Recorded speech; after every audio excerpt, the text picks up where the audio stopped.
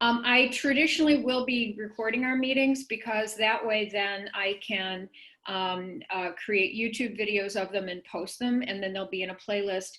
And then if you or somebody else in class has to miss, you can watch the video of our class.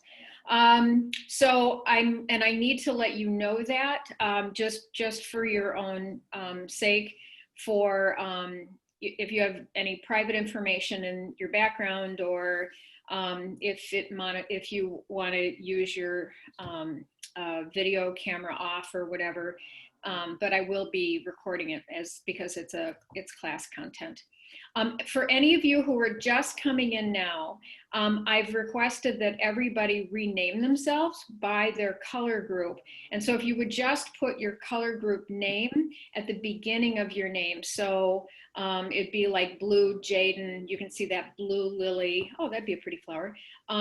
Purple Susan. So Allison, Alondra, anybody who's come in yet and you haven't renamed yourself, if you would do that.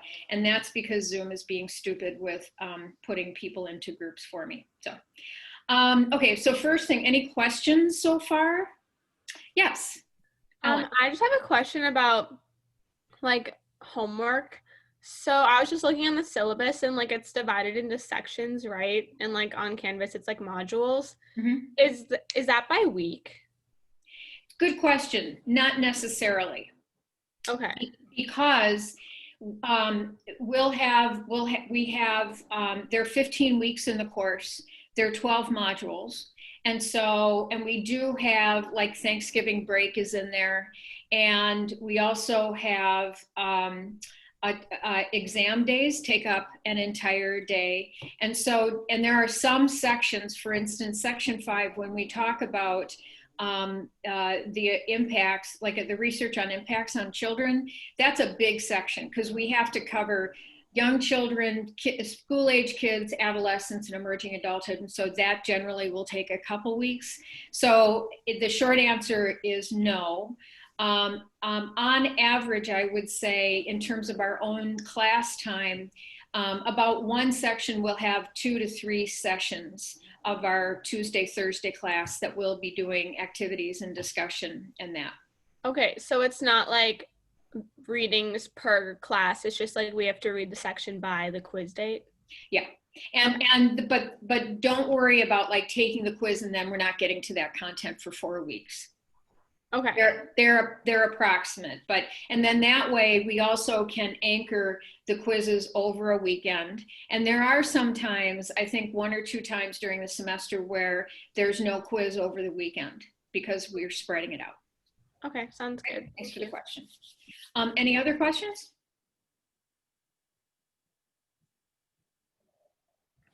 Oh, you might have to use the little hand dealy thing. No, that's a clap thing. What is that? Anyway, okay. Or just shout it out.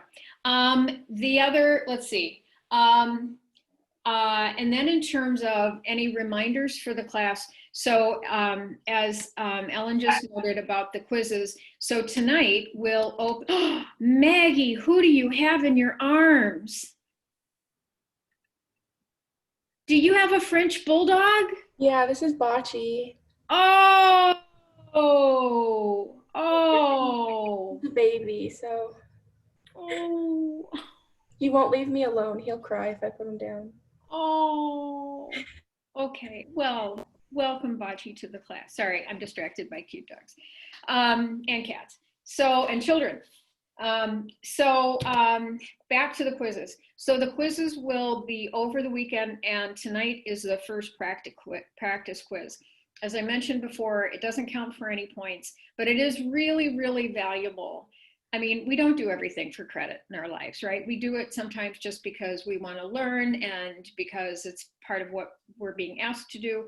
And I honestly, the reason we do the practice quiz is to get you into the rhythm of a weekend with, I have a reading quiz. And so that way it'll help you find the quiz, do the, see what the format is, know that you've got, 2 times that you can take it. And then it's also a really good test for us to work out any bugs in the system in terms of if a link isn't working or for whatever reason you as an individual don't have access, then you can check with Becca. Okay, so so as I mentioned, any of those kind of small technical things about not being able to get in or find something on Canvas, please ask Becca about those. She's our tech Canvas Zoom goddess on these things, and she'll get you in. Okay, let's see. The other thing was about Flipgrid. Oh, yes. So Flipgrid, please, please, please, about half of you have done the introductions on Flipgrid. I know somebody did just check with me about not being able to get in. We'll check on that. But please do them. They're only taking you guys about 30 seconds max. I give you 2 minutes. I can fill the 2 minutes, but most of you are knocking these intros out in about 30 seconds. I watched all of them last night from the ones that had been done so far. Oh man, do they warm my heart. They're just amazing. And so I am just imploring you to finish those Flipgrids by the 15th, and then you can introduce yourselves to the other people, you know, in your group. If you have any challenges with getting into Flipgrid, you know, please let us know. Okay, any questions about that? Do we have to comment on other people's posts in our group? Yes, so to the 5 other people in your group, just to those 5. You can comment to anybody that you want to, but my request for the participation thing and to get to know the other people in your blue group, John, would be to those 5 other people. Great. Okay. And you can choose however long you want them to be, even if it's just a simple, hi, my name is John and I'm in your group. Good. Any other questions? You guys are good. Keep scrolling here. Good. Okay, and then let's check out our and you all have your names redone. Oh, you guys are great. All right, so for today, I want to talk a little bit about the content related to last Tuesday. You know, we watched the video on, what life would be like with a day without technology. And today, in the back half of our class, so pretty much from, let's see, 1:30, from about 2 o'clock, so in about 20 minutes, we're gonna break into our small groups and get ready for the debate. And so to kind of get you there, I have a couple slides that I want to share. And, don't know why I post whiteboard files, nope. Okay. Okay, let's see. If I go here. All right. Ellen, you're right below me in the lineup. Can you see that? Yeah. The PowerPoint? All right, groovy. Okay. All right, so I'm going to do here. Okay. All right. As I mentioned to you, you know, each of our modules, I have at least 1, sometimes 2 slide sets, depending on the length and the content and all of that. And for each one of those, I am doing a screencast-o-matic overview where I will be walking through the slide set. I am not going to be doing that during our time on Tuesdays and Thursdays because, again, as I mentioned before, I really want that time to be much more interactive and for us to have good discussions. So, for that slide set, and I'll have that video walkthrough available for you soon. But on that first slide set, I'm pulling out just a couple of these today to highlight. So as I mentioned the other day, you know, when we talk about technology, I think it's very important that we have some centralized foundation for understanding as we move through the course. And one of the things that we mentioned the other day was that if you just say the word technology to somebody, right, it can be interpreted to mean many, many different things. And depending on, you know, kind of your generation, your experience, possibly your culture, where you live, your, you know, your age, you know, technology can immediately spring up if you're in the medical profession, for instance. But in our class, primarily, we're considering it to mean information and communications technology. And another truth is that our use of different devices and applications mean that we're allowed to accomplish different functions. And we're going to take a look at that today. Our use of technology and our understanding of this use has changed dramatically over a short period of time. And as I mentioned the other day, really, I mean, this is the thing that makes this topic very interesting and as something that we keep our finger on daily. But it also is a little bit challenging because we don't have a wide body of knowledge about this stuff. And so really what we know about a lot of personal computing and certainly what we know about social media effects is really only about as old as the last generation or really your age from the last 25 years. And our use of technology varies greatly by individual, and we're going to talk a lot about that because we have a tendency, I do, you do, to use our tendency or our technology in a very personal way, right? I mean, it's why we call it personal technologies, and that's great, but we can't have a myopic view, especially when we step back and we think about the role of technology within relationships. And in this course, we're talking primarily about the use of technology as families. And so when we understand that, we understand that our use is not just individual, but it is very relational. It is within groups. It also means that our technology use is by our societies. And within that societies, those individual differences can also demonstrate divide. So we have an access gap, a knowledge gap based on largely on what kind of technologies are available to who, also what our comfort with using technology is. I work a lot with teachers, with professional educators, and I absolutely guarantee you that their comfort and use of technology widely differs, right? And then that our use of technology has benefits and it has consequences. And as we'll talk about today in our debate, you know, as we can list all of the wonderful things about Zoom and video conferencing, we can also identify a whole lot of challenges with it. Okay, so so I want to focus first very briefly today, but this idea, and I have a picture here of all these different types of devices, right?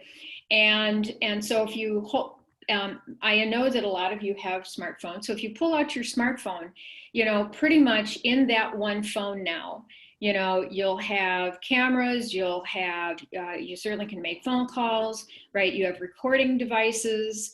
You can set reminders. You can use it as a video controller, as a game device. You can use it as a remote control on your television or on your TV. So what I want to do just now is I want us to stop and think about what technology functions there are. So I think I'm going to, let me see if I can, what's this, annotate. If I use annotate, can I do the whiteboard? Oh, that's on this. Okay. All right. So just take a moment while I'm fiddling here. And let me stop sharing. And I'm going to use the whiteboard. Where's my mouse? Come on, where's my mouse? Oh, come on. Come on. What happened to my mouse? Uh-oh. Sorry. All of a sudden my cursor left me. And I don't, there it is. Okay. All right. I'm just going to, my apologies. Um, there we go. Stop. No, undo. Stop share. There we go. All right. There. Okay, now I'm back to you. So let's just take a moment and let's open up the chat window here, okay? And just have at it. I want you to take a look at your phones or your laptops. And let's, as a class, let's identify what are some basic categories that technology does for us. And again, we're talking about information communications technologies. So you look at that phone and just go ahead and just start typing in chat. And think broadly first. Think broad categories. And I'm talking about functions, not a specific application. So don't put down Facebook, right? Facebook isn't a function. It helps us achieve various functions. But so I'm not talking about what are the applications on your phone. I'm asking what are the functions that your phone or your laptop serve for you.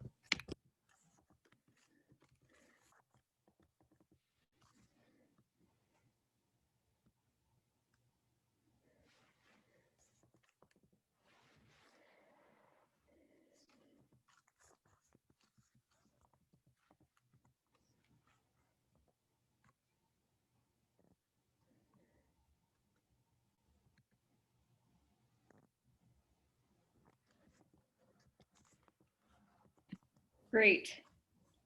Now, scroll through all of those. First of all, any reactions seeing all of these?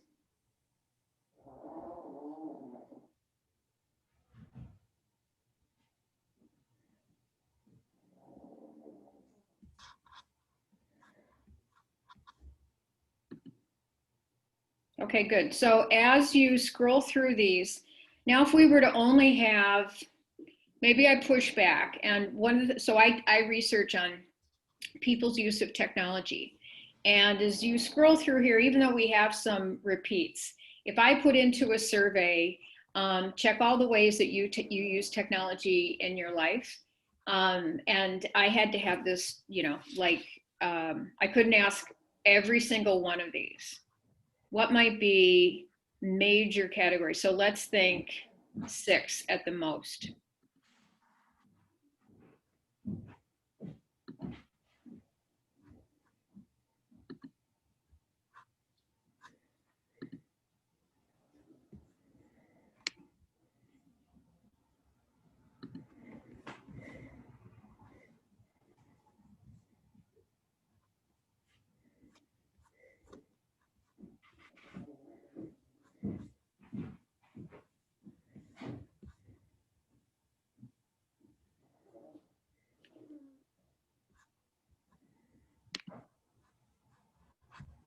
Okay. So major categories, I'm gonna number them. See if you all agree. Go ahead.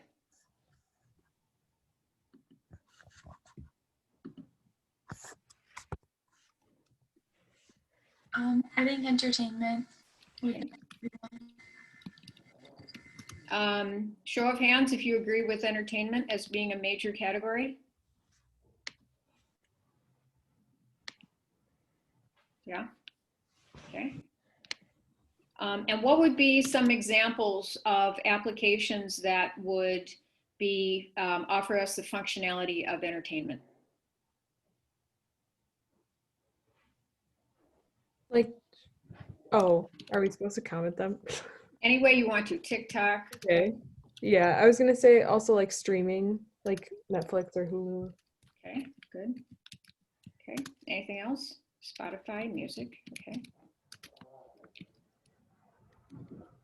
Okay, Instagram, Facebook, gaming, okay. Media. Okay, let's go to another one. What's another major category? I feel like online shopping could be a major category, which I feel like doesn't sound like one at first, but then I just think about everything I buy online, just like household products and like clothes and everything. Like Amazon, like people get like everything from Amazon. Okay. So we'll say online shopping, okay. Does everybody agree, or would you see that as being, is there a more generic way that we could think of? And again, feel free to scroll through the chat things from before if there's,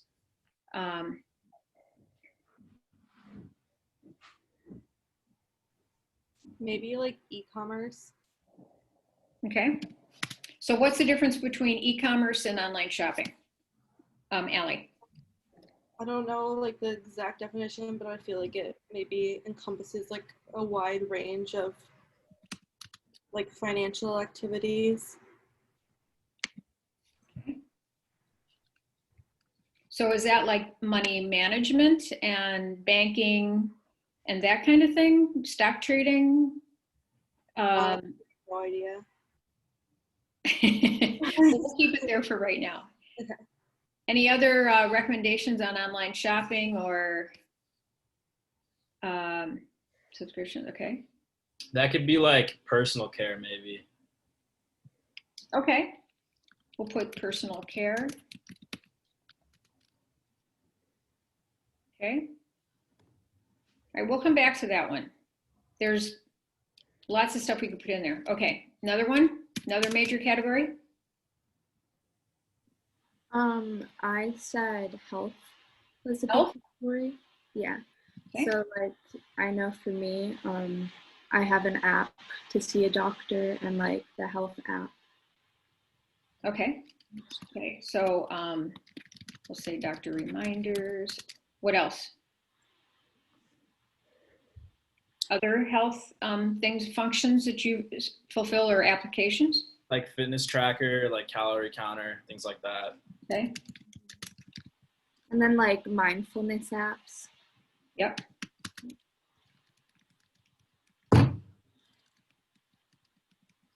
Okay. Great. Does everybody agree that health is a major category? Thanks, Jaden. All right. We could end up with more and have to negotiate, but that's okay. All right, another major category? Communication. What'd you say, Haley? I said communication. Great, So I know. like texting and calling each other. So what kind of devices or applications do we use for communication? iMessage. Okay.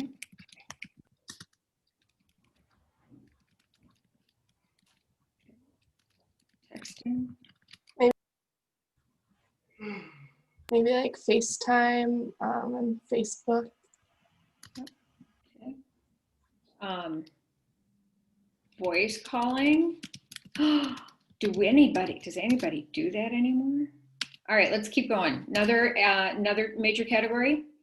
So we have entertainment, online shopping or e-commerce, possibly personal care, health, communication, Transportation, transportation. Okay. like Uber and GPS and Lyft, stuff like that. Okay. Right. Finding, arranging. Okay. Mapping. Okay. Did I write that? Transportation. You know what I mean. All right. Good. Another major category. Christine said it in the chat, but finance, like banking and Venmo and things like that. So is that separate from online shopping and e-commerce? I'd say so. How? Because checking my bank account isn't the same as buying a product online. Okay. So finance. So that's banking, money exchange. Okay. I feel like finance can kind of serve as like it's different because it's more like communication. Like I'm from Wisconsin, so my bank is like based in Wisconsin. So instead of like physically going into my bank, I can just like contact them online or use like online banking. Okay. Okay. Communication about finances. Okay. Good. All right. Any others? Any other major categories? Maybe like information, like things like calculators, or like even like maps could be included in that. Like anything that you would use to like get information that you would otherwise have to like ask or look up. Okay. What is our shorthand if I'm looking for information, what would you tell me to do? Google. Google it. Right. So information searching, search, storing like Dropbox, right? Google Docs, archiving. How about document creation? Would that be information or would that be a separate category?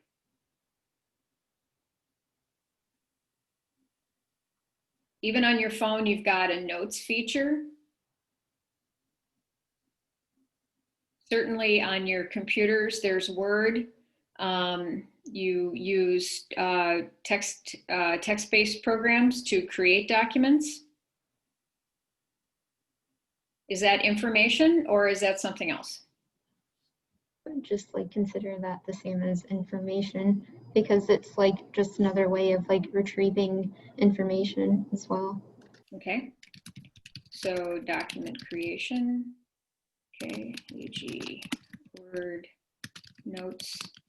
Okay, anything else?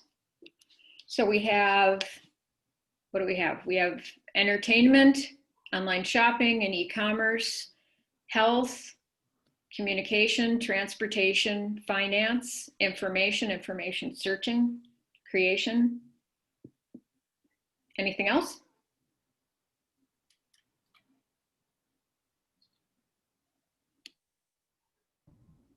Maybe storage of like memories, of notes, of important files. I don't know if that fits in under the other categories, but How about when you said, and I know Juan has said this too, in terms of memories, what is taking pictures and photo sharing and that kind of thing? Is that in one of our categories already? Yeah, Christine, you're shaking your head, yes.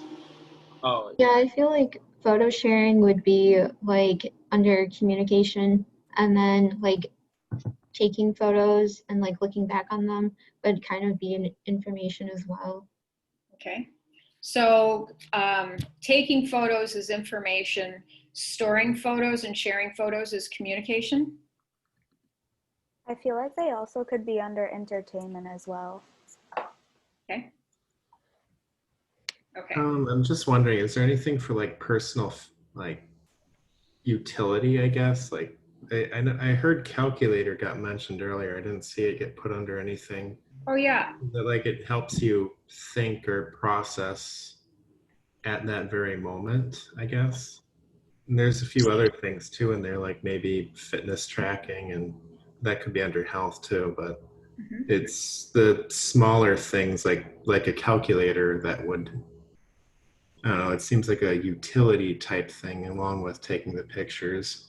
As far as like communication, personally, I think like when you share the picture, that's the communication, but taking it just to take it, it's seems a little different, I guess. Okay.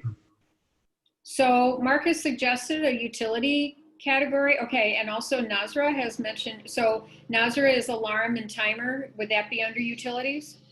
Yeah, I would say you can put them there. Okay. Is that different from information? Like Google? Like isn't Google a utility then? Or like weather? Or like the Notes app? Like how are they different? Hey, I would see information like the Google, maybe checking the news on there as well. Okay. Okay.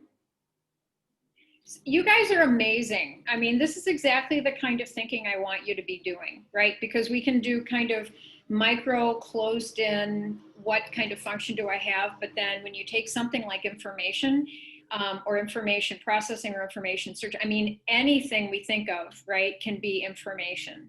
So the trick is, there are no real neat categories in terms of our technology use, but I want you to be thinking about how would you necessarily discriminate? Because as I mentioned on Tuesday, later on in the course, I will ask you to keep track of your technology use. And it can be very helpful for you to be thinking sort of functionality wise in terms of what do I use technology for? And sometimes it's always interesting to me with social media. I never would have really myself put social media under entertainment, but honestly, teaching this class over and over and over, social media, Twitter, TikTok, whatever, that's where I know most of the students will put it.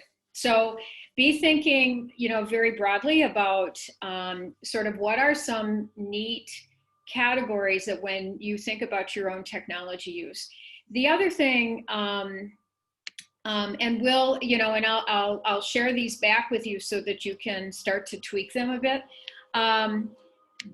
The other thing is, I'm going to also just share briefly with you. Sorry, I've got this is a problem with teaching from the house. There's people outside doing yard work. Earlier in the class, or before the class began, I asked you to do the survey. If you haven't yet done it, please do. And I asked you a couple questions about your own technology use. And one of them is, about your own phone use. And it's so fascinating that from the 44 people who responded, it is right in the middle when I asked about smartphone use, and half of you said you felt addicted, and half of you said you felt that you could not use it for several days if you wanted to. And one of the other questions that I asked was about your use of various social media. And as you can see here, there's, this comes back to one of those technology truths about how there are individual differences in our own technology use. And so this is where if somebody was to say, college students use social media, I could push back and I would go, but they don't all use it the same, right? That there are some applications that are far more popular than there are others. And that changes over time. I will tell you that in 2017, I don't think anybody had heard of TikTok. And now here it is, almost half of the people in the class report that they check TikTok on a daily basis. So what is it? I'm going to stop sharing here. Oh, had I stopped? Did you even see those? You didn't even see those? Oh, I forgot to hit. All right. Let me do this. I'm going to come back because I want to, sorry, I know I'm taking your time, but I want to come back because I want to show you these. You're so polite. Somebody should have yelled out at me. That's always, you can always do that. Okay, so can you see this now? Yes, okay, thank you, Christine, right in front of me. So here you can see the breakdown, and I threw in just an example from an earlier class. This was spring of 2018, but I will tell you, I could show you the pie charts from all of the other 6 classes, and you guys are the very first ones to have such an even split.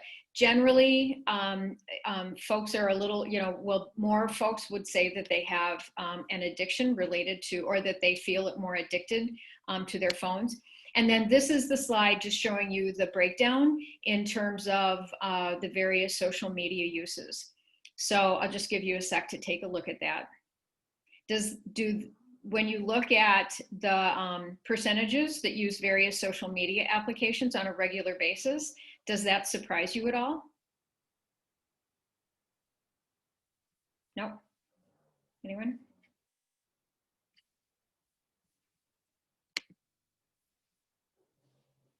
Where's my chat? There it is. Nope. Okay. So my last question before we begin our debate is this, and you can put it in chat or you can, but why? So there's one of our questions has to do with what function does technology fill, but the other is the value that technology, because if we think about communications, information gathering, using a calculator, things like that, why technology to fulfill why use your smartphone? Why use a particular application? What value does using technology bring to you? Some of you have shared this already in the Flipgrids when I asked you what your favorite technology was. You said it's this and this is why. So what is it, very, very quickly, I just want to hear from you. What is the value that you get from using these social media? And again, we know what function it serves you, but what value does it have for you?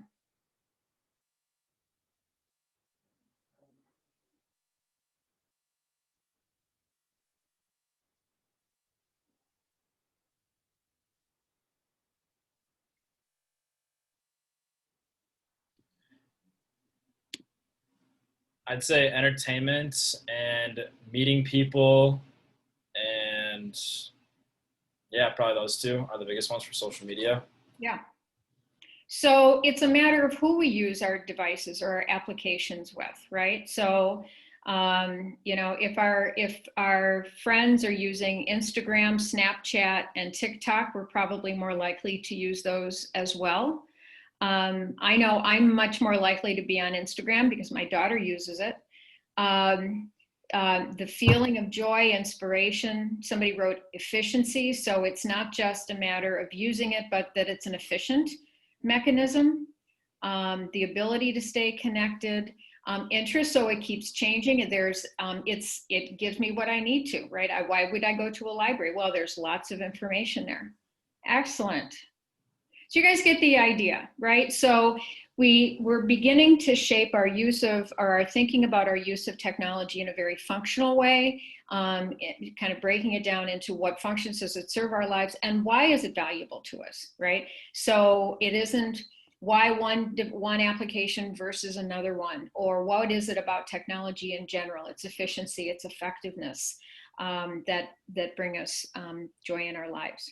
Okay, now on to our debate. So to talk very concretely about one specific type of technology, our debate question has to do with video conferencing. And our pro and con is that it is effective for learning, and the con side is no, it's not effective.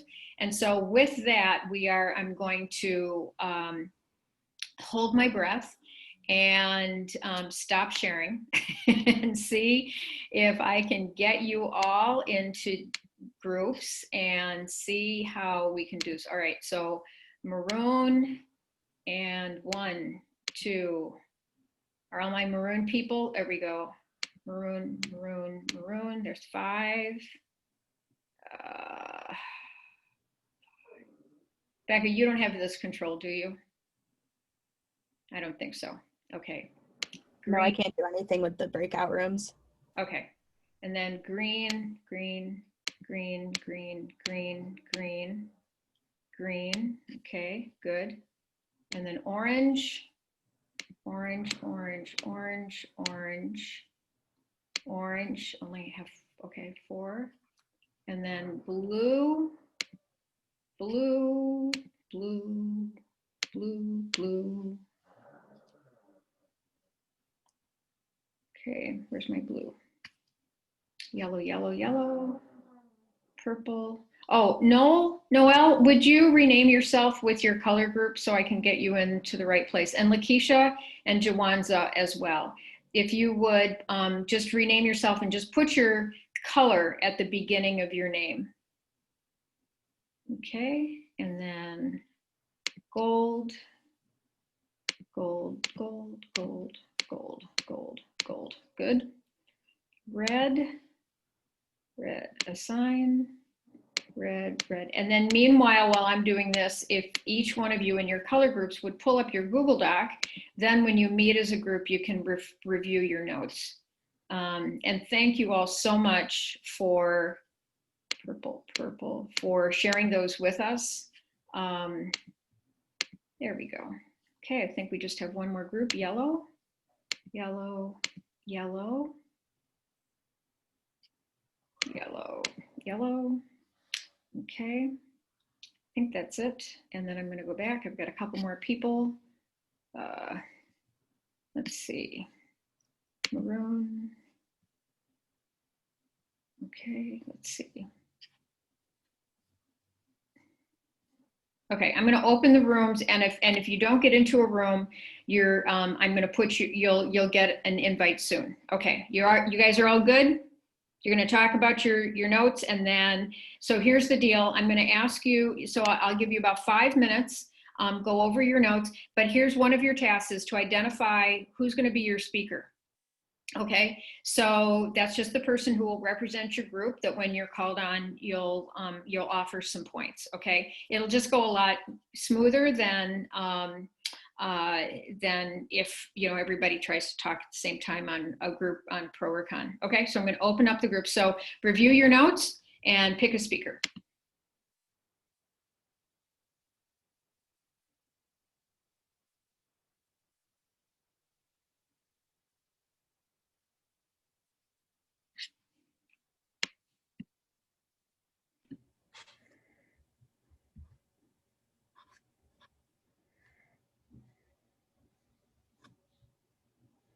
Uh-oh.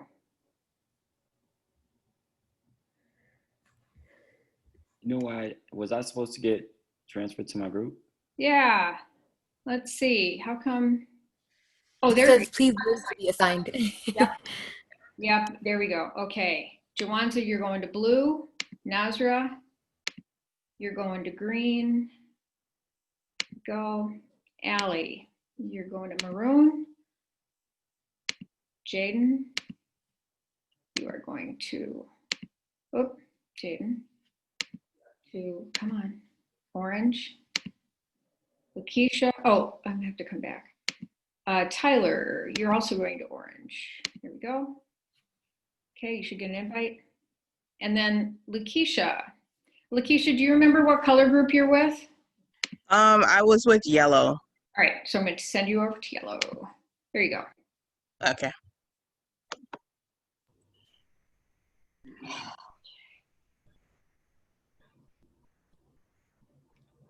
It still didn't show up.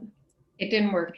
So the weird thing is that when Christine Zhang, she was the first one in the meeting, and I clicked on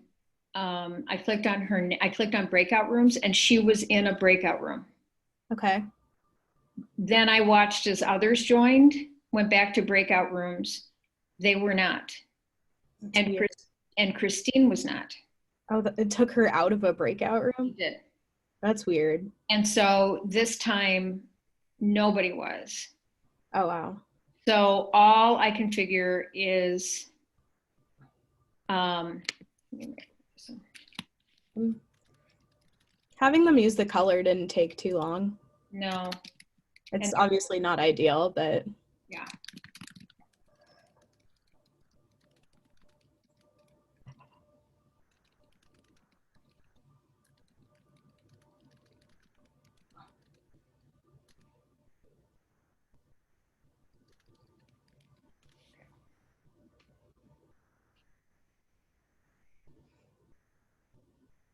So 3, 6, 5, 6.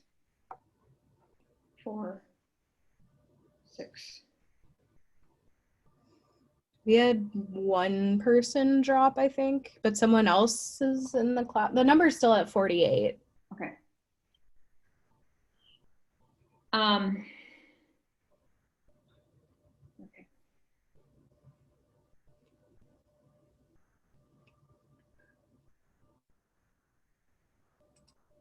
Okay.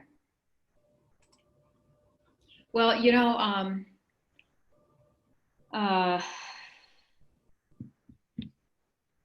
Jimin had recommended not putting names or not putting color names, just doing like group 1, group 2, group 3 with the Excel spreadsheet. Right. And I might try that for Tuesday just to see if we can, because she has the spreadsheet just with, rather than red, like group 1 and that kind of thing. She said it could be a glitch in the programming, but right in the instructions, it'll say if you want to change, if you want to change, shoot, what was I going to say?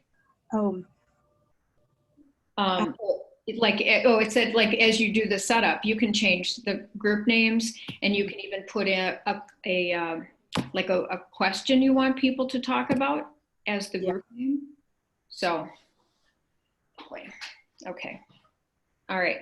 So I'm gonna close the rooms, and that'll give them 60 seconds. All right. And then 5 minutes on each side, and then 3 minutes rebuttal. Okay. Yep. Get my timer ready.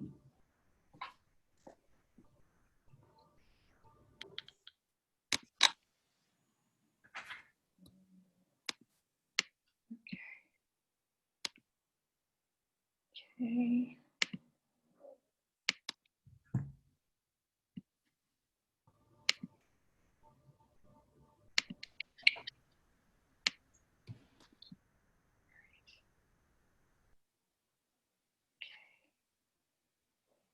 All right. Are you ready? Excited?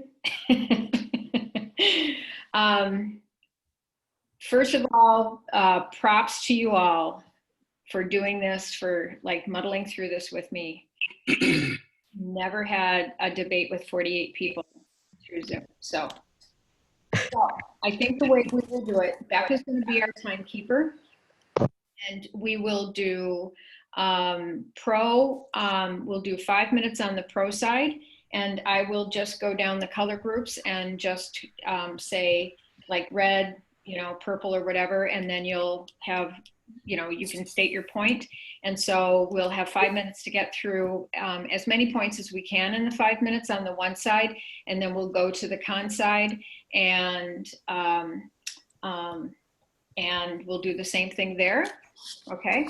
And then we'll have 3 minutes for rebuttal. And the way that we'll do rebuttal is anybody can respond from a pro side or a con side.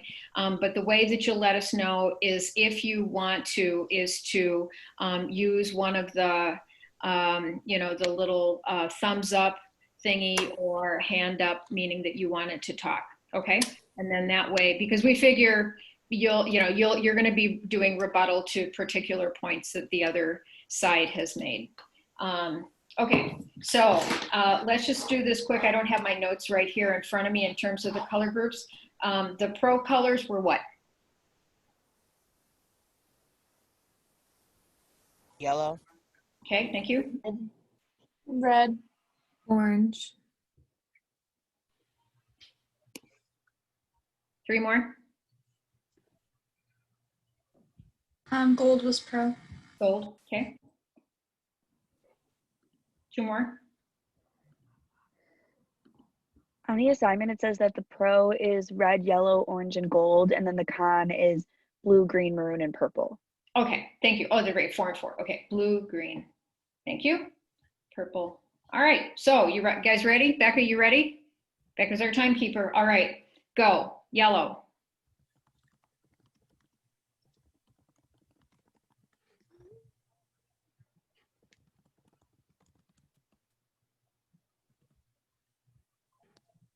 Red. Yes, that's me. So our pros from Yellow was that we had the ability to have face-to-face connection with class members. We can have better collaboration and communication. We're able to build better connections with other classmates through video conferencing as well. It's also effective and allows for social interaction while being safe and practicing social distancing during these times. Video conferencing creates more flexibility. It allows for multitasking for instructors as well. Okay, I'm going to stop you there, Mark, so we can go to the other groups because I think you're probably hitting on a lot that others have as well. Yeah. So that's excellent. Thank you. Red? So what we talked about was that the main point that we had was flexibility, and then under that there's like a ton of pros with flexibility. So one is that you can communicate from anywhere, and then you also are able to, you might have more time to like have a job and therefore like save more money and make more money.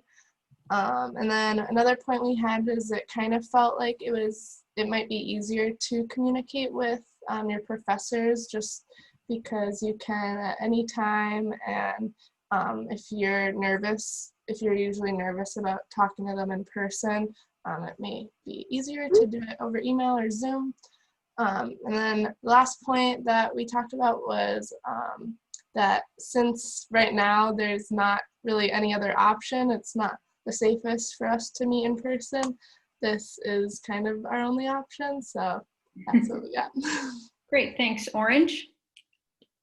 So one of the points that we wanted to make is that this is significantly decreasing students' costs by being online, and also in regards to like commuter students who drive into campus every day, or people from out of state. This is not only decreasing the amount of money that they're spending by being online, but it's also decreasing like carbon emissions by not having to drive every day or taking a plane to get to campus.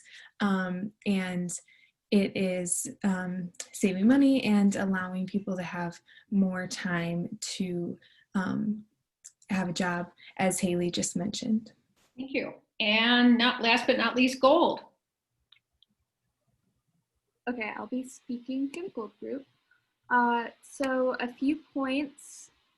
We already touched on some of the things that they talked about, but we talked about being able to see everyone's names and pronouns is really nice.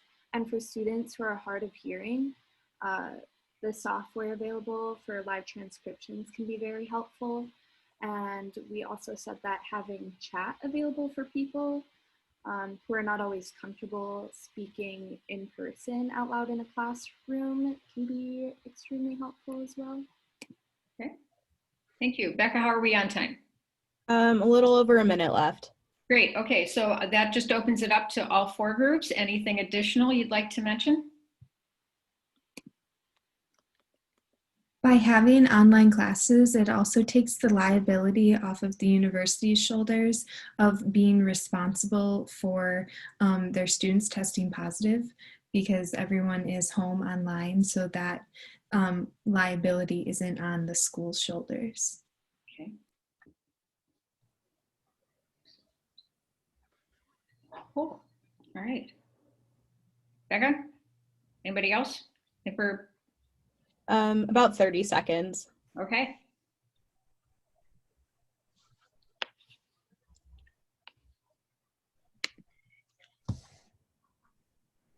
All right, well, let's just turn it over to our con side. Con side, you all ready? Excited? You ready? All right, here we go. All right, Blue. All right, so video conferencing is not effective for a few main reasons, the ones that we talked about. So first of all, physically being in a classroom can be a really healthy learning environment. And that goes along with distraction, like being on Zoom, being able to mute yourself, turn your camera off. It's so easy to just go look at your phone. So that's extremely distracting. And then I think our second biggest point was accessibility. So, not having access to certain technology, Wi-Fi. We talked about time zones being an issue. I think those are two really important things of why Zoom is just not effective. Okay. Okay, Green. Hi, I'll be talking for Green. Our first point was that technical problems are inevitable. For example, like slow internet causing delays for students or professors who have trouble conducting Zoom calls / features. These problems are disruption to learning. And our second point is environmental factors, such as not a quiet room to call from. Students are then at a disadvantage for factors they cannot control that lead them to potentially like missing crucial information and discussion, or they may not even be comfortable sharing their space. Okay. Thank you. Purple. Hi. Our main points, one of them was that it's really important to separate like your home and relaxation space from your school and learning space. And a lot of times with like things being online, you kind of have to like force yourself to use one space for both. So that's like not the ideal learning environment. And then also we kind of touched on students with learning disabilities could have a really hard time like adjusting it to all this, which puts them behind in class. And then kind of what the first group said, like you're required to have more resources. So if you're a student who doesn't have like good Wi-Fi or a good computer that can do this, you can't rely on like the school to really give you resources that they sometimes would supply you with. Okay. Thank you. And Maroon. Hi. So we talked a lot about the lack of connection between students and the professor, especially. I know that's a thing in a lot of family social science classes that they stress and that they like is the group work. So there's a loss of connection in that. And we also just talked about technology problems in general. Like it's hard to enforce class rules over Zoom because I know I've had professors that are like no technology, like you can't really enforce that. And we talked about cheating. You can't really enforce, like you can like proctorio, but I know like I'm in a class where they just got rid of all exams, which kind of loses students' motivation and all the quizzes are just like open note. So it lessens like students' motivation that way. And also like it's hard to take attendance if that's a grade for the class because like I said, technology problems. If a student just can't get in or doesn't log in, like it's hard to know why or if they intentionally skipped or things like that. And we also talked a lot about location. So it can be hard for students to obtain class materials. Like if you have to get like a course packet at like Paradigm, something that like isn't just like shipped from the bookstore. And we talked about time zones as well. Like if you're an international student, or just like you don't have a space to do your Zoom calls. So yeah, that's kind of what we talked about the most. Okay, thanks. Okay, so Becca, how are we on time? A little less than a minute. Okay, so a little bit of time. Anybody, so we've got all 4 groups now open to you. Any additional points before we turn it back to our pro group for rebuttal? I think it's like a little harder to like speak on an online class because when you're in person, you can like raise your hand and like you can kind of see around you who's trying to talk. But then on an online class, you kind of just have to like find the spot to jump in, which can be a little awkward. So just like over speaking with other people is kind of an issue. Yeah. Okay. To build off that, I think physically being in the classroom is actually like huge for learning. 1 second. And then, so, just like being present in a space where you can see other students, focused on the same subject matter. It's not even, Zoom is not even remotely close to that feeling. You can't really see your classmates. You're not, in the same space. So I think that's important as well. Okay. That's time. Okay. All right. So now let's go into our rebuttal, our rebuttal phase. And with that, so we'll go back to our pro side. This is your opportunity to either raise additional points or preferably rebut any of the points that the other side has brought up.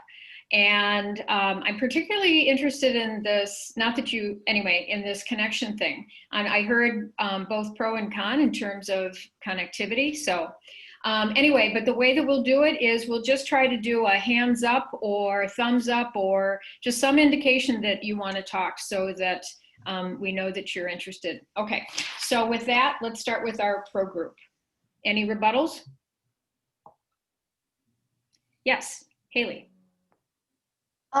I guess some points I just wanted to address is even if your environment like isn't the best and like it's not quiet, we have like the chat option, and you know you can just have your camera off and your mute on and just be able to listen. And then if you're like, if you don't have a laptop, I know the U of M like gives out like, laptops to students who need them.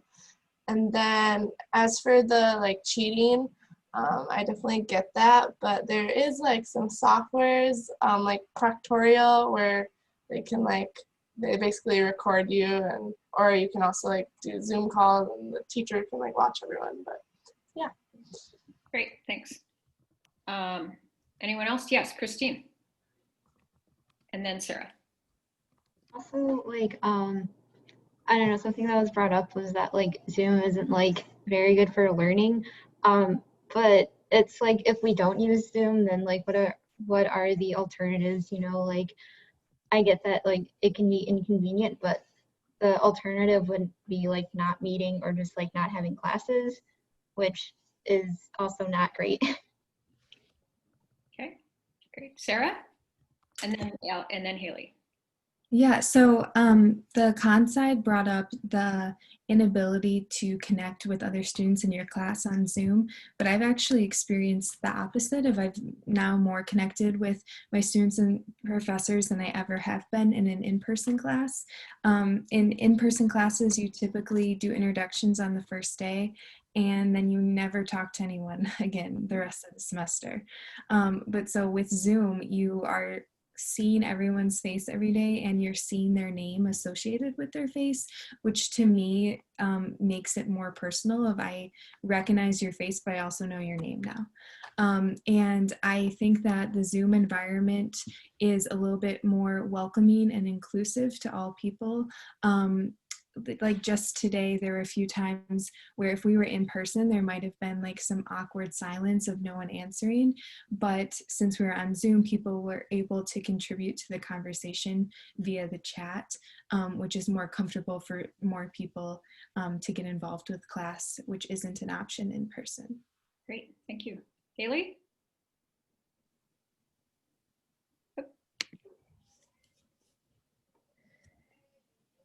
And you can hear me now? Yeah, so I was basically going to say exactly what Sarah was going to say. I know for me, like I struggle with anxiety, so like I never speak at in-person classes, literally ever. So like the fact that I can do this and it's like fine for me because I'm in my own space, and yeah.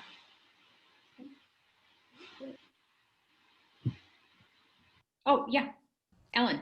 Oh, I just have to say, I know like my group talked about like Danielle brought up a point that was super good about how I know we've talked about distractions in the space, but even beyond that, not in the moment in Zoom distractions, but overall family problems, like a lot of people in like abusive family situations, that's a distraction that is ongoing and affects not just your schoolwork in the moment, but your whole mindset and environment. So I feel like some people like love their space and having their own like comfortable place to work in silence, but others it can be a really toxic environment to work in. And like class can be a safe space to them that like is gone now. Okay, so just clarifying, so you're in the maroon group, so you're in the con side. Oh, should I not be talking now? Sorry, I was going to call on the con side too. Oh, I'm sorry. You're passionate. I love it. But Becca, how much time did we have left on the? We were on the con side anyway. Like time was up. So we moved over. All right. Well, you're a fine, Ellen. So, Okay. so thanks. Who else from the con side? Anybody else with a rebuttal? Yeah, green team. Okay, so the beginning of class on Tuesday, you said you can't see everyone at the same time, like in a classroom setting.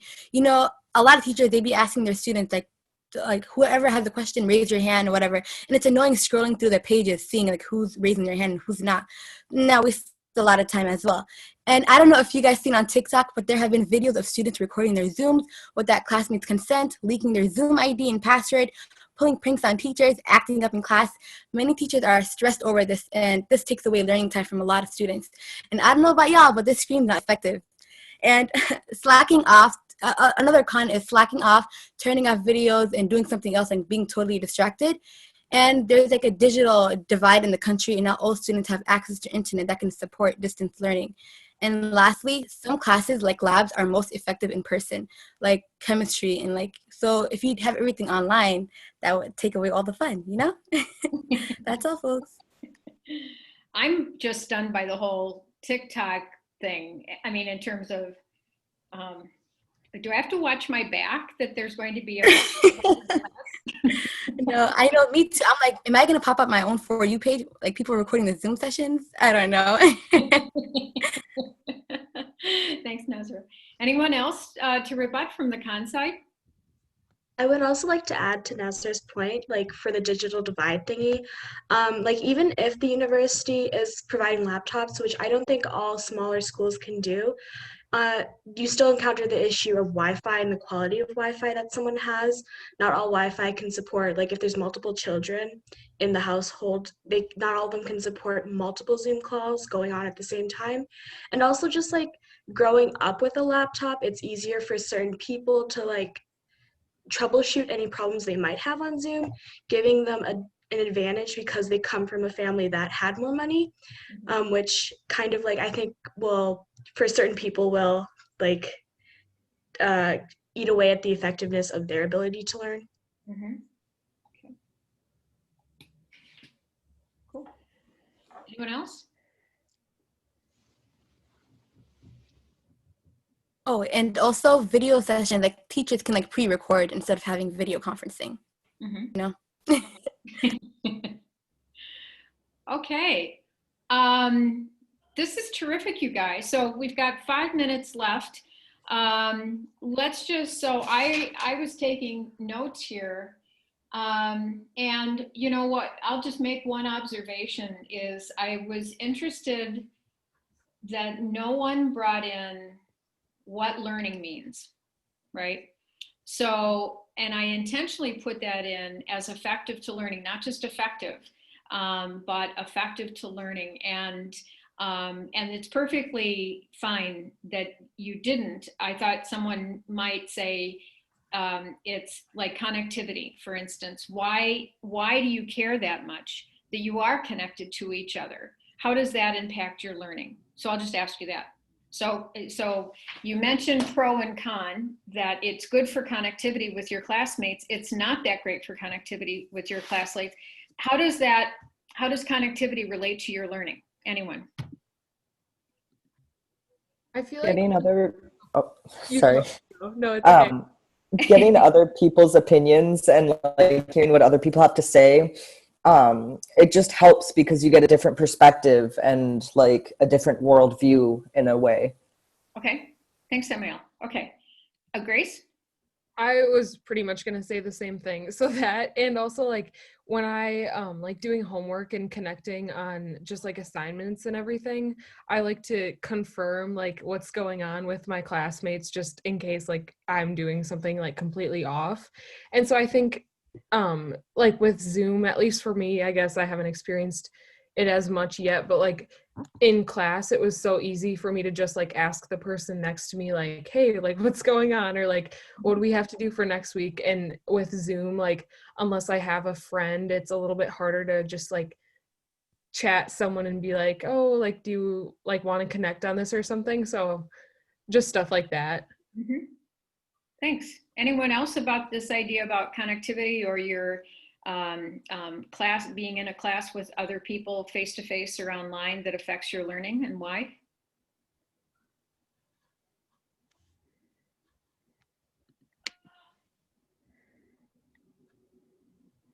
Let me put it this way.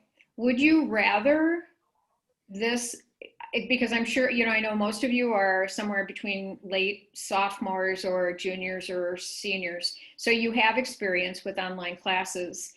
Would you prefer to take all your classes as like independent study, so that you just go in, there's like, do this, do this, do this, do this reading, take this test, turn in this paper? Or would you prefer a social space like this? I personally definitely prefer a social space like this.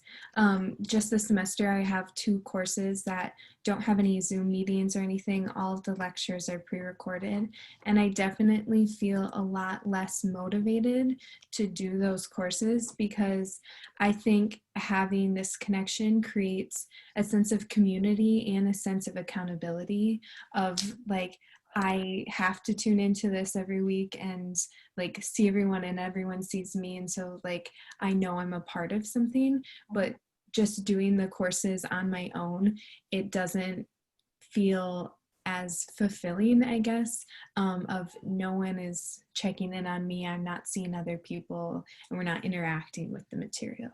Okay, thanks. So we could be going, I mean, this whole social dynamic of learning is kind of a real interest of mine. And so the fact that you all hit on it when we were talking about video conferencing was particularly interesting to me. So, well, this has been great. I hope you've been taking notes. We have, you know, each one of the groups, you know, identified notes. And so I am going to just summarize, or I have just as a final, to bring some closure for today. Because as you leave over the weekend, I'd like you to be thinking about this debate, because, you know, I traditionally do this debate about using technology in the classroom. And I know some of your instructors, you know, have prohibited using technology. I have a whole lot of colleagues around the country who are like, I don't want my kids using laptops in the classroom, or they have to put their phones away because they're so distracted. And that is totally not me. And so this was a good opportunity for us to switch it a little bit and to talk about the technology that we are primarily using together, which is video conferencing. And I will say, since this is relatively new-ish with the whole COVID thing in a lot of classes, I think you as a class, as a community, have really mined, M-I-N-E-D, have really mined the most salient pros and cons to the use of video conferencing tools in higher education. So huge applause to you. I mean, this is the kind of stuff that goes hotly debated and discussed. The most interesting thing to me is, and as I have here, is, you know, you have identified your use of Zoom as an individual, and why that is beneficial to your learning, why it may not be as beneficial to your learning from a standpoint of distraction or whatever. But you have also talked about that you are using Zoom within a social space, so that your use of Zoom in the class, you know, we are a class, we are a group, but you're also talking about the use of Zoom in your home space, and that could potentially be a distraction for some. So we're talking about sort of this boundary permeability between, if you're in a classroom, you are learning in that classroom. If you're home, you potentially could be distracting, you know, and so there's also that idea about learning in a group and learning with the group, and sort of who turns their camera off and who keeps their camera on and who keeps muted and that sort of thing. And then you also recognized about as being a member of the society in the standpoint of access. And so not everybody has access to technology, not everybody, you know, and I noted the idea of comfort and skill with using technology as an access point. And, you know, so yes, while the university can provide certain devices or high-speed internet while you're on campus, or, you know, provide me as a faculty member with support for using Zoom, there still is that idea that there's going to be individual differences, you know, for you, maybe based on your demographic profile. And so if we, you know, and my main reason for kind of laying these out in terms of individual, group, and wider society is that it also very much mimics how our use of technology is in terms of using our phones, using Facebook, using social media, you know, things like that, that yes, we have pros and cons in terms of our individual use, but we are also members of society. We also use them in a very relational way. And so what I'm going to leave you with for the weekend that I'd like you to be thinking about, I'll send a Google Doc and you can add whatever you would like to, is because we are a learning community, and because this is the conference, this is the technology that we will be using on a regular basis, what I would like us to do is to come up with recommendations, group recommendations for our as a class, our own safe and effective use. So when you think about what is, you know, if there are certain things that might be a distraction, if there are some things that are more comfortable, certainly guidelines for using video conferencing are out there. So if you do want to do like a Google search or something to see what other people have recommended, have at it. You know, that's great. But primarily, I'd like us as a class to identify, you know, what are our sort of classroom policies for using Zoom together. Okay. And that again will just be us as a community. It may vary depending on other classes that you're in. But the one unique thing about this class is that there is no other class like this. It may not just content wise, but also based on who our class members are. So with that, I'm going to stop sharing so I can see all of your lovely faces. And anything, final questions or thoughts before we close for today?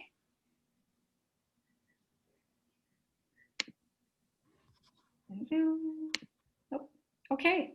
Well, I hope you all have a fabulous weekend. I will be uploading the video up on YouTube, and I'll send that link. Again, please do the Flipgrid intro if you haven't done it yet. And the little baby practice quiz. And I hope you do something fun and self-care-ish, because I'll be checking in with you on Tuesday to see how you're doing and what you did to take care of yourselves. Okay? All right, everybody. See ya. Thank you. Thank you.